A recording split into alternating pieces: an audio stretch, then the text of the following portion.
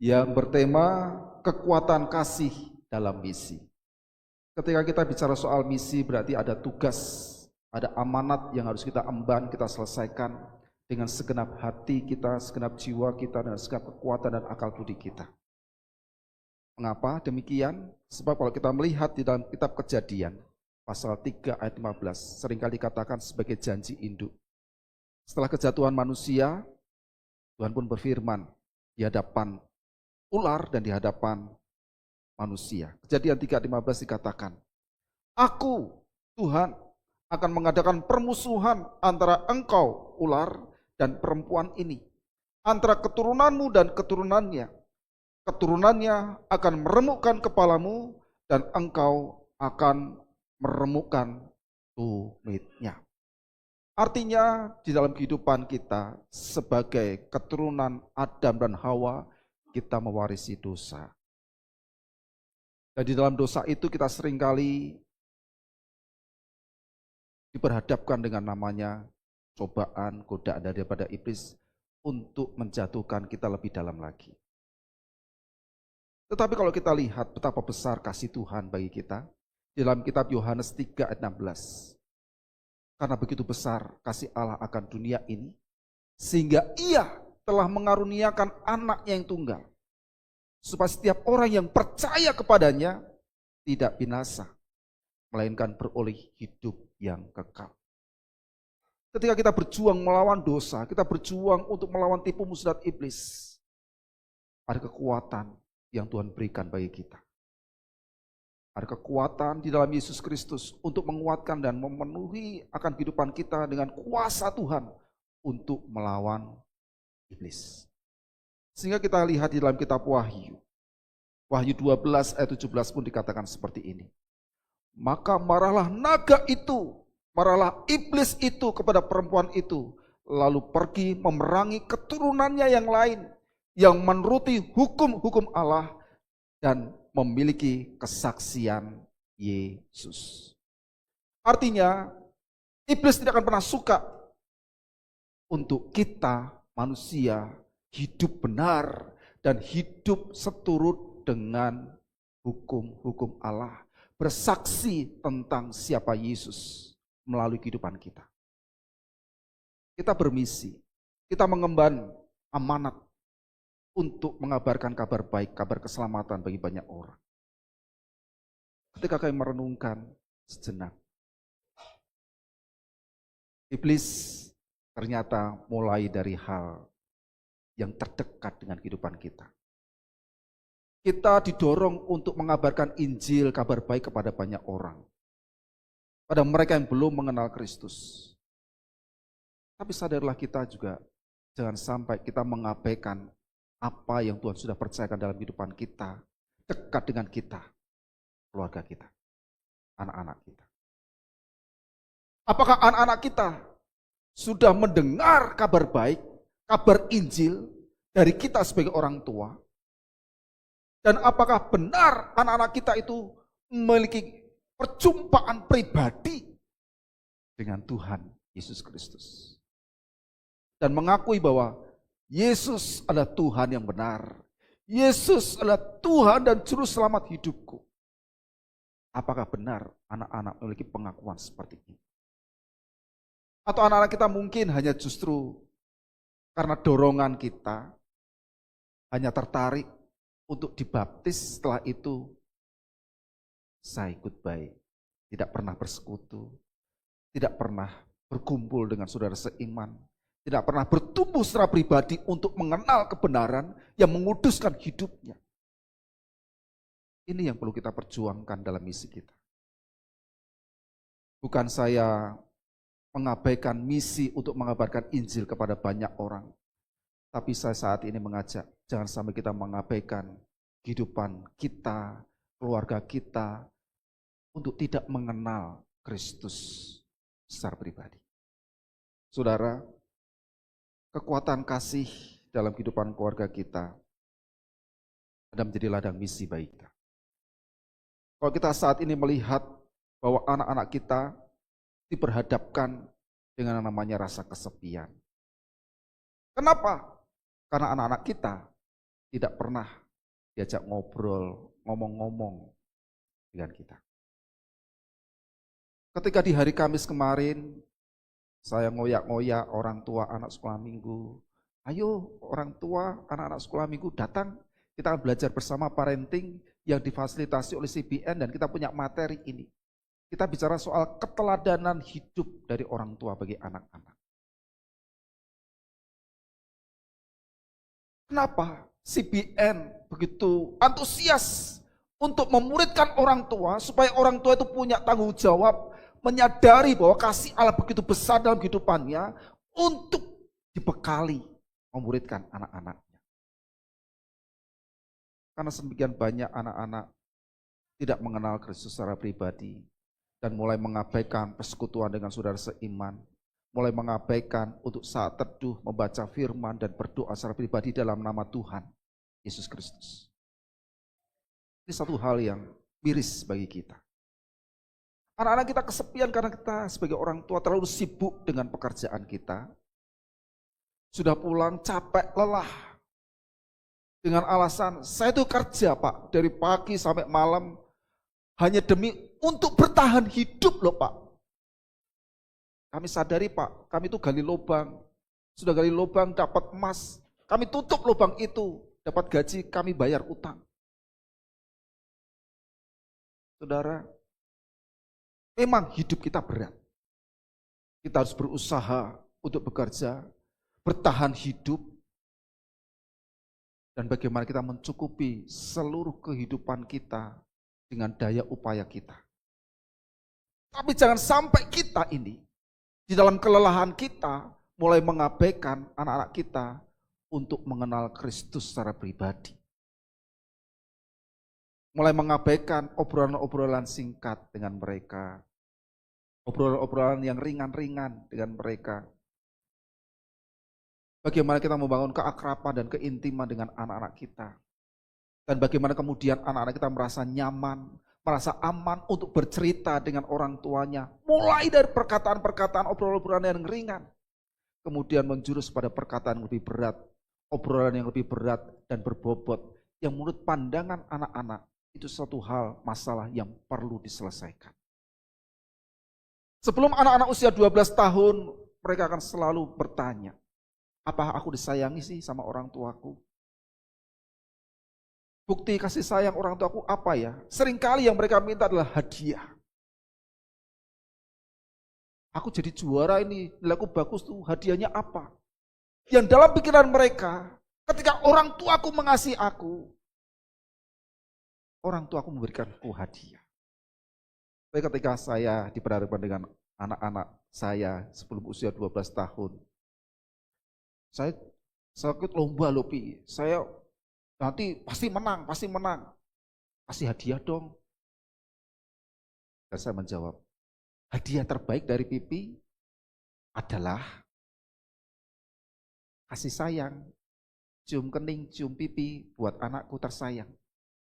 Artinya bahwa dengan perkataan yang mungkin belum bisa dipahami oleh anak saya, tapi ada perkataan bagaimana saya, dengan ucapan saya mengatakan bahwa saya itu mengasihi kamu. Hadiah terindah dan terbesar yang aku berikan buat kamu. Dan kalaupun nanti ada berkat dan berikan hadiah, itu pun sebagai tambahan betapa besar saya itu mengasihi anak-anak saya. Anak-anak kita sebelum usia 12 tahun mempertanyakan apakah orang tuaku itu mengasihi aku. Kalau kita punya kasih Allah dalam kehidupan kita, ada kekuatan kasih Allah, maka kita akan selalu memperkatakan ini, dan bukan dengan perkataan saja, tapi dengan perbuatan. Di hari Kamis kemarin juga dikatakan, anak-anak kita itu menyerap bukan dari nasihat kita. Mereka meniru kita dari teladan kita. Mereka mempraktikkan hidup untuk kehidupan mereka dimulai dari kita sebagai orang tua. Mereka melihat teladan dari orang tua. Kalau anak-anak sebelum usia 12 sudah tidak pernah diajak ngobrol, diajak ngomong sama orang tuanya, maka rasa kesepian itu akan semakin kuat dalam diri. Memang belum bisa dibuktikan secara klinis bahwa anak-anak yang terpapar yang namanya screen, entah itu TV, entah itu HP, yang sebelum usia batita bawah 3 tahun, screen terus, ternyata itu berdampak pada anak-anak sulit untuk berkata-kata. Berkata-katanya terlambat. Kalau bahasa psikologi namanya speech delay. Kenapa? Karena orang tua tidak pernah ngajak ngobrol, menstimulasi. Ini pipi, mimi, mam, mimi. Saudara, ketika kita berkatakan itu kepada anak-anak kita, bawah 3 tahun, maka anak akan terangsang untuk berbicara dengan lancar. Dan ketika anak sudah mulai beranjak remaja, anak-anak butuh yang namanya penjelasan. Kenapa sih aku seperti ini? Aku laki-laki kenapa sih suaraku mulai mengebas? Aku laki-laki kenapa sih timbul jakun di leherku? Dan kenapa sih tumbuh bulu di ketiakku dan beberapa tempat? Ini yang seringkali anak-anak remaja, terutama laki-laki mempertanyakan kepada orang tuanya. Ketika orang tua betul-betul ngajak ngobrol tentang hal-hal bagaimana dia mengalami puber. Seorang ibu mendampingi anaknya remaja perempuan yang mengalami puber, ngobrol tentang pubertasnya. Itu ternyata memberikan satu nilai dalam diri anak-anak untuk bertumbuh. Benar. Tapi kenyataannya sekarang, anak-anak berhadapan dengan sebuah masalah. Mereka curhat lewat media sosial.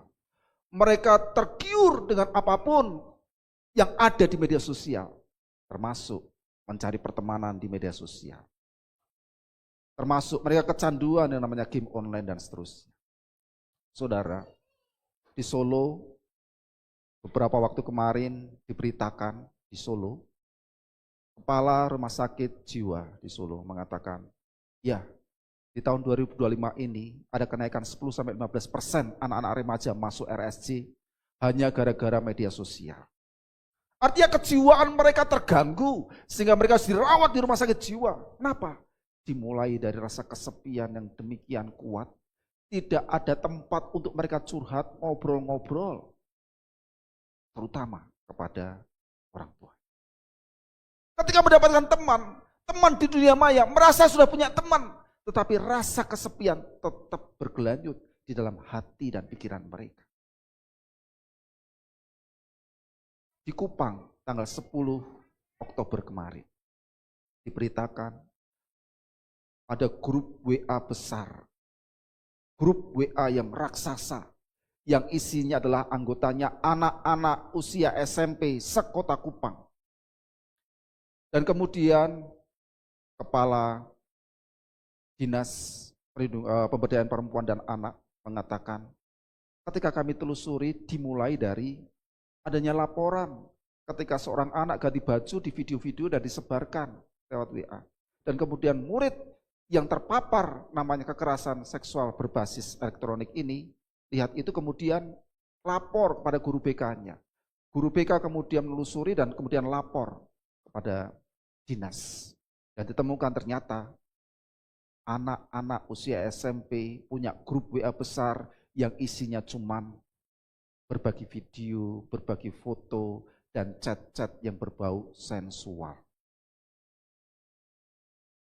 Saudara, ada apa sebenarnya? Kalau boleh kita menganalisa, salah satunya adalah karena kurangnya perhatian, kurangnya bentuk kasih sayang yang real, yang nyata dari orang tua kepada anak-anak untuk ngajak ngobrol mereka. Di tengah segala kebingungan mereka merasa saya mendapati satu tempat yang cocok, yang sesuai dengan keinginan saya. Ini ada grup WA dan teman-temanku banyak. Seolah dengan teman banyak itu membenarkan apa yang mereka lakukan dan kerjakan. Padahal itu berdampak buruk dalam kehidupan kejiwaan mereka. Kalau kita punya hati misi untuk anak-anak kita, bukan sekedar ngajak ngobrol, ngajak bicara, bincang-bincang dengan anak kita, tapi bagaimana mengajak mereka juga untuk berdoa dan saling mendoakan. Apakah kita sudah memulainya dalam kehidupan keluarga kita? Anakku sudah besar, Pak. Anakku sudah sulit, Pak, karena mereka di luar kota. Tapi bagaimana kita dengan teknologi yang saat ini maju, kita saling mendoakan dan kita saling bertatapan, meskipun dengan layar HP, kita tetap saling mendoakan. Sebab doa orang yang benar, bila dengan yakin didoakan, sangat besar kuasanya. Kita jangan meremehkan kuasa doa bagi anak-anak kita ketika diperhadapkan yang namanya perkembangan teknologi yang semakin maju. Semuanya disingkapkan, semuanya terbuka. Apapun yang dicari semuanya ada tanpa ditutup-tutupi. Tapi dengan kekuatan doa kita akan dimampukan dan memampukan bagi anak-anak kita untuk berhikmat. Apakah ini benar? Apakah ini menyenangkan hati Tuhan ketika saya membaca, saya ikut grup seperti ini? Apakah ini menyenangkan hati Tuhan atau malah justru menyakitkan hati Tuhan? Berikutnya bagaimana kita ketika memiliki hati yang memampukan kita untuk mendidik dengan hikmat.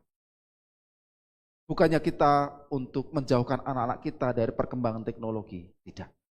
Tapi bagaimana kita juga mendampingi, kita saling share apa yang kamu buka.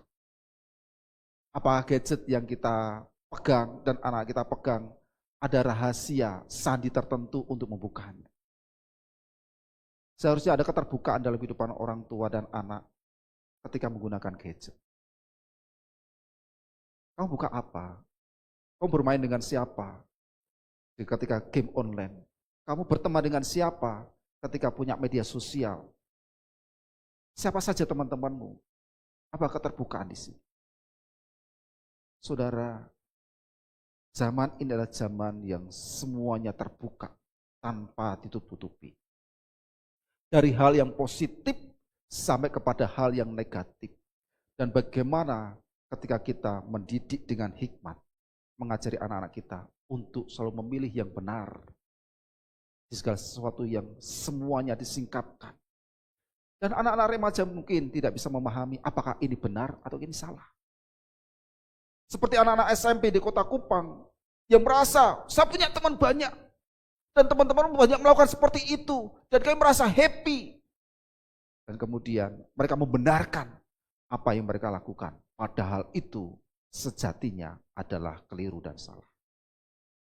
Kemudian yang keempat adalah bagaimana kita menjadi teladan bagi anak-anak kita. Kekuatan kasih itu mendorong kita untuk menjadi teladan. Memang ada kekuatan positif dari orang tua, tapi juga ada kelemahan negatif dari setiap orang tua. Karena manusia tentu saja ada kekurangan dan ada kelebihan. Di hari Kamis kemarin, sebuah video pun mengutip, ada teladan positif apa yang kamu dapat dari orang tua? Ya, seorang bapak pun bercerita bagaimana dia menceritakan pengalaman yang dulu. Satu hal yang terkesan buat saya, yang saat ini saya juga menjadi seorang bapak adalah ketika dulu saya diajak ngobrol dengan bapak saya, diajak ngobrol sama ibu saya. Sambil kami mengerjakan sesuatu, entah masak, entah nyuci, entah bersih-bersih rumah, entah apapun yang kami kerjakan, kami selalu ngobrol, kami selalu bertukar pikiran. Itu yang berkesan bagi kami. Dan apakah ini benar-benar masih melekat dalam kehidupan kita sebagai orang tua, bagi anak-anak kita untuk ngajak ngobrol. Dan ada hal yang negatif yang disampaikan juga. Bagaimana kesaksian dari orang yang lain pun mengatakan, ya, satu hal yang saya tidak sukai dari bapak saya, dia pemabuk meskipun dia Kristen. Dia selalu menyuruh saya ke gereja, tapi dia tidak pernah ke gereja. Saya nggak suka. Ya, saya nggak suka ketika seorang perempuan, anak gadis beranjak remaja, sambil dia menangis dia ngomong gini. Satu hal yang tidak saya suka, bapak saya selingkuh. Saudara, inilah hal yang menjadi satu kenyataan hidup kita bahwa kita di dalam bermisi, apakah ada teladan yang kita berikan bagi anak-anak kita?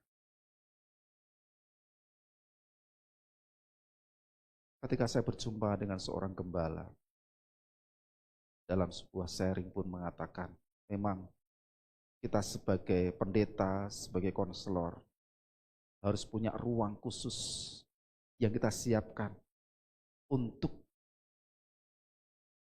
domba-domba yang kita gembalakan, untuk memahami keberadaan mereka, kesalahan mereka, sehingga kita tidak muncul akar pahit dalam diri kita. Ada domba-domba yang senang kepada kita, tapi ada juga domba-domba yang sirik dan tidak suka dengan keberadaan kita. Tapi yang terpenting adalah bagaimana kita menyiapkan ruang hati untuk kita bisa menerima keberadaan mereka masing-masing dengan segala kelebihan dan kekurangan mereka. Kita melayani dengan tulus dan jangan sampai muncul akar pahit ketika kita mendengar sebuah perkataan yang menyakitkan hati kita. Saudara harus berbesar hati ketika menjadi seorang pendeta, rohaniwan, apalagi gembala yang mengembalakan domba-domba, yang tidak semuanya akan turut taat pada instruksi, perintah, didikan, ajaran dari gembala. Dan tetap mempunyai ruang hati kosong untuk memberikan maaf.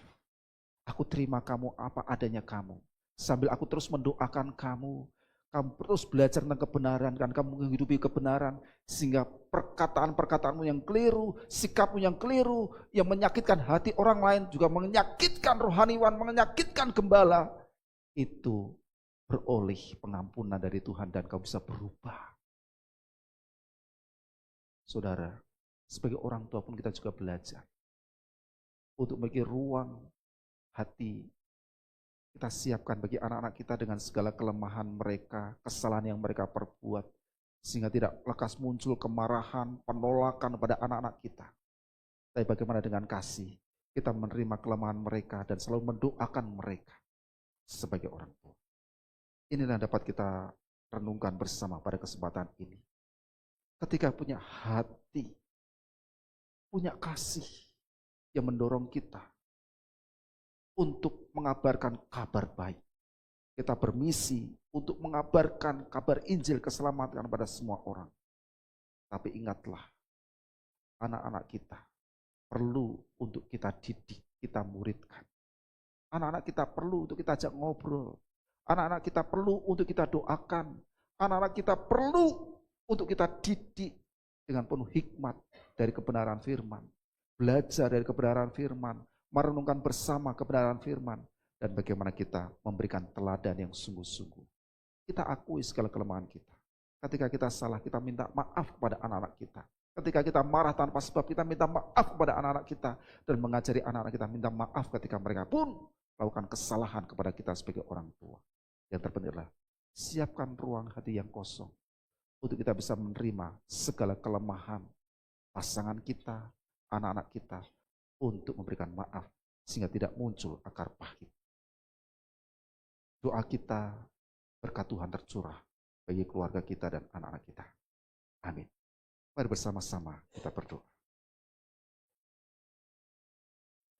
Tuhan Yesus, kami percaya Engkaulah Tuhan yang benar. Engkaulah Tuhan yang sungguh-sungguh mengasihi kami. Kami adalah pengikut-Mu yang meneladani akan seluruh hidup-Mu ya Tuhan. Maka mampukanlah kami untuk mengasihi benar-benar seisi keluarga kami. Mampukanlah kami untuk memberikan tempat yang nyaman dan aman bagi anak-anak kami ketika kami jadi orang tua. Dan didiklah anak-anak kami untuk terus mendekat kepada kami sebagai orang tua ya Tuhan. Ajari kami sebagai orang tua untuk mencerminkan kasih-Mu. Kami dimampukan untuk mendengar dengan sabar, mendoakan dengan setia, mendidik dengan hikmat, dan menjadi teladan bagi anak-anak kami ya Tuhan. Lindungilah anak-anak kami. Lindungilah pasangan kami dari rasa kesepian, dari rasa ketakutan, dan dari segala jebakan dunia digital yang seringkali menjerumuskan mereka kepada hal-hal yang negatif. Tipu daya iblis yang seringkali menjerumuskan mereka. Jauhkanlah itu dari anak-anak kami dan seisi keluarga kami Tuhan. Lindungi keluarga kami Tuhan. Penuhi rumah kami dengan kasih-Mu yang sejati. Agar setiap kami sebagai anggota keluarga dapat menemukan damai sejahtera dan sukacita di dalam Yesus Kristus Tuhan.